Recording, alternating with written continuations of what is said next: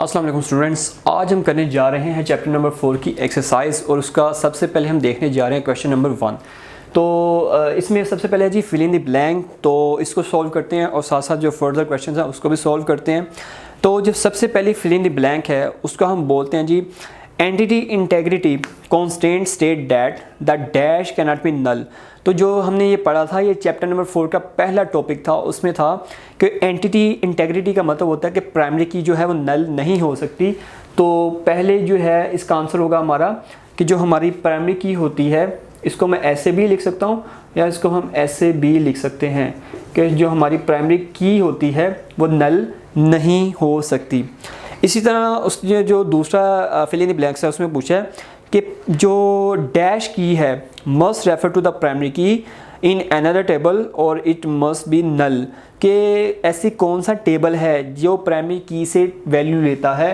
तो ये चीज़ हमने देखी थी कि जो होता है हमारे फॉरेन की वो कहाँ से वैल्यू लेता है, हमारी प्राइमरी की से लेता है। तो यहाँ पे आ जाएगा फॉरेन की। ये हम चैप्टर नंबर 3 में भी बात कर चुके हैं, ये चैप्टर नंबर 2 में भी बात कर चुके हैं, चैप्टर नंबर 4 में भी हमने ये बात किया है कि प्राइमरी की और फॉरेन की का क्या रिलेशन होता है। उसके बाद ये थर्ड है जी कि dash normalization is the process of converting data structure into simple and stable. तो ये इसका आंसर है जी कॉम्प्लेक्स, कि हमारे पास काफ़ी ज़्यादा कॉम्प्लेक्स डाटा स्ट्रक्चर था जिसको हमने चेंज किया सिंपल और स्टेबल के अंदर।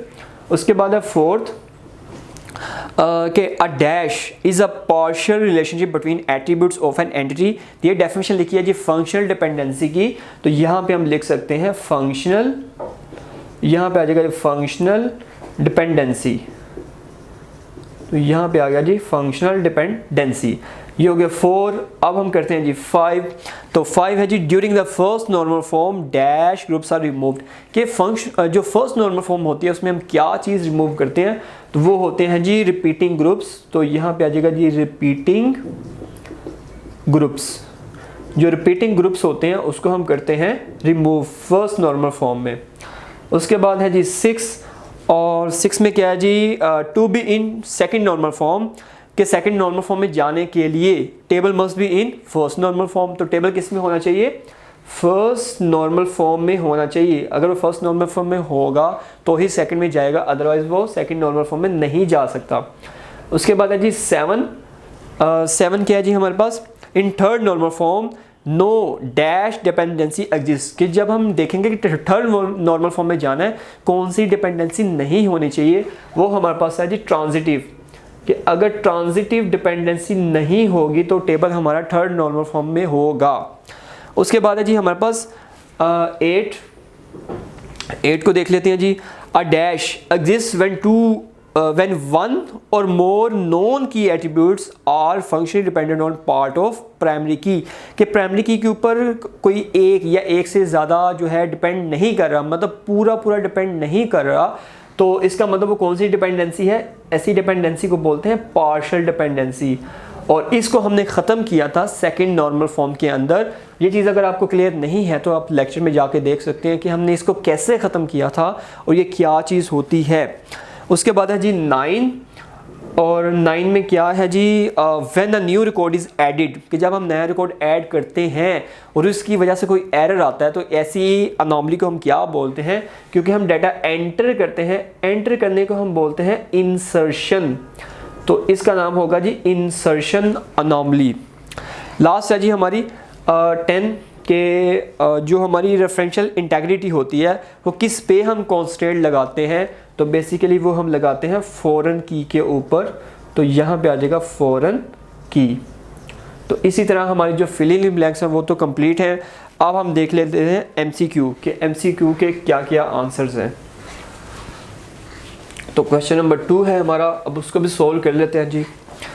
तो इधर आएगा जी क्वेश्चन नंबर 2 एमसीक्यूज। सबसे पहले एमसीक्यू है जी in the first normal form in third NF, कि जो थर्ड एनएफ होता है which form of dependency is remove. तो थर्ड नॉर्मल फॉर्म के अंदर हम कौन सी डिपेंडेंसी को रिमूव करते हैं, ये हमने कई दफ़ा बात कर चुके हैं कि ट्रांजिटिव जो डिपेंडेंसी होती है ट्रांजिटिव, उसको हम किस में ख़त्म करते हैं, थर्ड नॉर्मल फॉर्म के अंदर। सेकंड है जी in relational database table is known as, कि रिलेशनल डेटाबेस के अंदर टेबल को रिलेशन कहते हैं। ये हम कई दफ़ा बात कर चुके हैं, बहुत इंपॉर्टेंट चीज़ है कि टेबल को हम क्या बोलते हैं, रिलेशन, और इस डेटाबेस को हम RDBMS बोलते हैं। R का मतलब ही रिलेशन होता है। उसके बाद थर्ड है जी हमारे पास कि third normal form a non key attribute must not depend on a non key attribute, कि जो नॉन की एट्रीब्यूट होता है अगर वो नॉन की पे डिपेंड कर रहा है वो थर्ड फॉर्म में नहीं है। तो उसने यही पूछा है कि अगर क्या हम करें कि वो थर्ड नॉर्मल फॉर्म में हो तो नॉन की पे नहीं डिपेंड करना चाहिए। तो इसका आंसर आ जाएगा non key attribute, non key attribute, कि हमारा एक नॉन की है वो नॉन की पे डिपेंड नहीं करना चाहिए, की पे डिपेंड करना चाहिए, मीन वो किसी यूनिक चीज़ पे डिपेंड करेगा। तो इसका मतलब इसमें थर्ड नॉर्मल फॉर्म नहीं होगी, और सॉरी थर्ड नॉर्मल फॉर्म में होगा, इसमें ट्रांजिटिव डिपेंडेंसी नहीं होगी। उसके बाद है हमारे पास फोर्थ, और फोर्थ में क्या है जी different attributes in different tables have same name, name same है एट्रीब्यूट भी डिफरेंट है, तो इस चीज़ को हम बोलेंगे होमोनिम्स। ये हम लेक्चर नंबर 2 में हमने देखा था कि होमोनिम्स क्या होते हैं। अगर आपको ये चीज़ नहीं पता तो आप वहाँ से देख सकते हैं, हमारा लेक्चर नंबर 2 है जी। उसके बाद है जी हमारे पास MCQ नंबर 5 कि every relation must have a, ये कि हर टेबल के अंदर एक प्राइमरी की लाजमी होनी चाहिए। और ये मेरे ख्याल MCQ दोबारा पहले भी हमने देखा हुआ है और काफ़ी इम्पोर्टेंट भी है, तो इस MCQ को अपने अच्छे से कर लेना, पेपर में आने के चांसेस काफ़ी हैं इसके। तो इसी तरह हमारे MCQ भी जो ख़त्म हो चुके हैं जी। इसके बाद हमारे पास रह गया है कि ट्रू एंड फॉल्स, तो उसको देख लेते हैं। क्वेश्चन नंबर 3 है,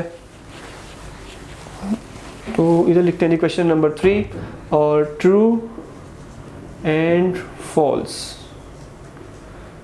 चलिए जी सबसे पहला देखते हैं। Normalization is a process of converting complex data structure into simple data structure. ये तो सिंपल सी डेफिनेशन लिखी है जी, इसका आंसर तो क्या आएगा, ट्रू आएगा, क्योंकि डेफिनेशन किसकी है, नॉर्मलाइजेशन की, तो इसलिए इसका आंसर आ गया ट्रू।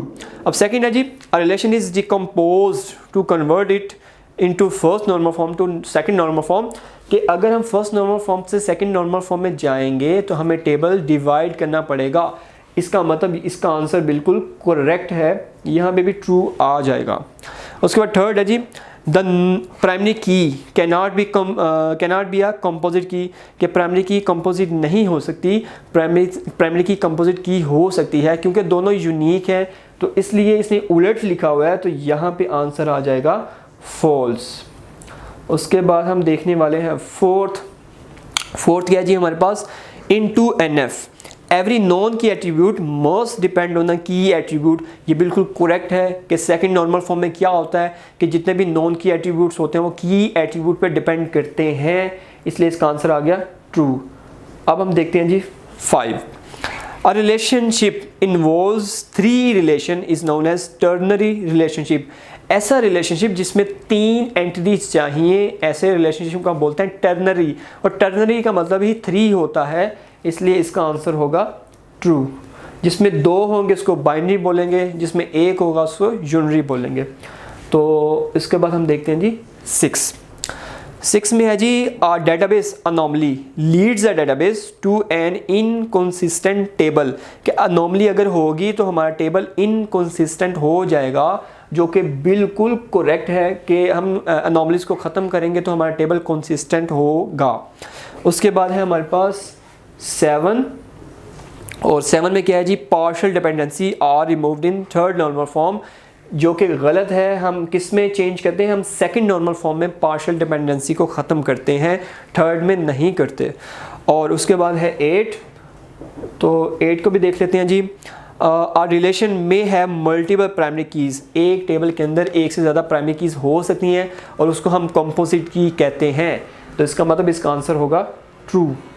और उसके बाद है हमारे पास 9 और 10, तो 9 को देखते हैं जी in relational database no relation can exist in isolation. ये बिल्कुल करेक्ट है कि रिलेशन डेटाबेस में कोई भी टेबल आइसोलेशन में नहीं होता, सारे के सारे टेबल हम यूज़ करते होते हैं, इस चीज़ को हम बोलते हैं ट्रू।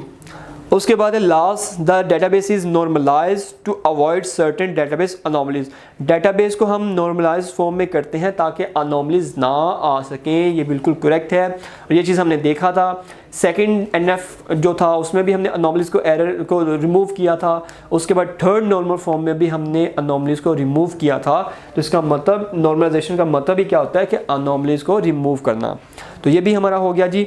उसके बाद क्वेश्चन नंबर 4, 5 इस तरह सो ऑन सारे जो हैं वो लॉन्ग है, तो मैं आपको बता देता हूँ कि आप कहाँ से वो चीज़ देख सकते हैं पूरा टॉपिक। तो अगर आप देखें जी क्वेश्चन नंबर हमारा 4 और 5 ये आप देख सकते हैं, बल्कि क्वेश्चन नंबर 6 भी देख सकते हैं। हमारे लेक्चर नंबर 1 के अंदर हमने कंप्लीट बात की हुई है जी डाटा इंटेग्रिटी क्या होता है, उसके बाद एंटिटी इंटेग्रिटी क्या होता है और रेफरेंशियल इंटेग्रिटी क्या होता है। ये 3 क्वेश्चंस हैं जो कि हमने पूरा लेक्चर नंबर 1 में डिटेल में देखा हुआ है। इस चीज़ के लिए आप लेक्चर नंबर 1 देख सकते हैं। उसके बाद है हमारा क्वेश्चन नंबर 7। तो क्वेश्चन नंबर 7 क्या है जी हमारे पास, सिनोनिम क्या होता है, होमोनिम क्या होता है, रेडंडेंसी और म्यूचुअल एक्सक्लूसिवनेस ऑफ डाटा क्या होता है। तो ये हमने लेक्चर नंबर 2 में डिटेल में एग्जाम्पल के साथ सॉल्व किया है। तो आप लेक्चर नंबर 2 देख सकते हैं, उसमें हमने डिटेल में बात की हुई है। उसके बाद है जी हमारा क्वेश्चन नंबर 8 और क्वेश्चन नंबर 9। ये दोनों जो क्वेश्चन है जी नॉर्मलाइजेशन के बारे में है और फर्स्ट नॉर्मल फॉर्म, ये दोनों हमने किए हुए हैं लेक्चर नंबर 3 के अंदर कि नॉर्मलाइजेशन क्या होती है। और उसके बाद जो क्वेश्चन नंबर 9 है वो 1NF के बारे में है, जो कि हमने उसी लेक्चर में किया हुआ है कि 1NF को हम कैसे सोल्व कर सकते हैं। उसके बाद है जी क्वेश्चन नंबर 10, वो है सेकंड नॉर्मल फॉर्म के बारे में कि सेकंड नॉर्मल फॉर्म क्या होती है। तो इसके लिए आपको लेक्चर देखना पड़ेगा हमारा 4, उसमें हमने सेकंड नॉर्मल फॉर्म के बारे में थोड़ी सी बात की है, बल्कि एग्जाम्पल के साथ बात की है। इसमें जो जो अनोमलीज उसको भी रिमूव किया था। उसके बाद आगे जी क्वेश्चन नंबर 11, ये है ट्रांजिटिव डिपेंडेंसी और ये थर्ड नॉर्मल फॉर्म में थी, इसलिए इसके फ़ौरन बाद जो लेक्चर था लेक्चर 5 उसमें हमने बात की थी। और उसके बाद जो क्वेश्चन नंबर आपके पास है 12, वो भी इसी के साथ लिंक है क्योंकि अनोमलीज के बारे में है। तो हमने अनोमलीज 3NF होता क्या है, उसके बाद ट्रांजिटिव डिपेंडेंसी क्या होता है और अनोमलीज को कैसे रिमूव करते हैं, वो सारा हमने लेक्चर नंबर 5 में देखा था। तो आप लेक्चर नंबर 5 को देख सकते हैं। उसके बाद हमारा क्वेश्चन नंबर 13 है जी।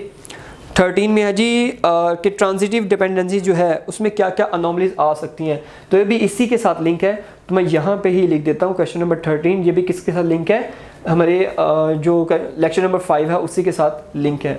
तो अब हम करेंगे 14 में है जी फंक्शनल डिपेंडेंसी क्या होती है और पार्शियल डिपेंडेंसी वगैरह, ये दोनों चीज़ें कैसे हैं, इसको कैसे हैंडल करते हैं। तो ये हम करते हैं जी सेकंड नॉर्मल फॉर्म में।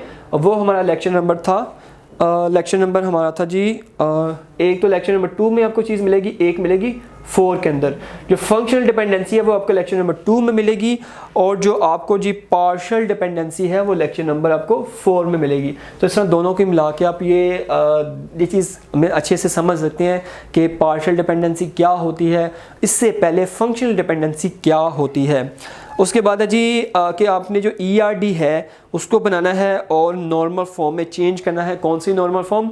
Third normal form. तो थर्ड नॉर्मल फॉर्म हमने बात की हुई है लेक्चर नंबर 5 के अंदर। तो अगेन आपने अगर क्वेश्चन नंबर 15 को सोल्व करना है वो भी आप लेक्चर नंबर 5 को देख के सोल्व कर सकते हैं। इसी के साथ हमारा ये चैप्टर कंप्लीट हुआ है। इसमें आप थ्योरी में देखें, एक्सरसाइज में देखें, कोई भी ऐसा टॉपिक है जो आपको नहीं क्लियर तो हम उसको क्लियर कर सकते हैं, एग्जाम्पल के थ्रू क्लियर कर सकते हैं, या आप कोई और चीज़ पूछना चाहते हैं तो कमेंट सेक्शन में बताएं ताकि हम इस चीज़ को क्लियर कर सकें।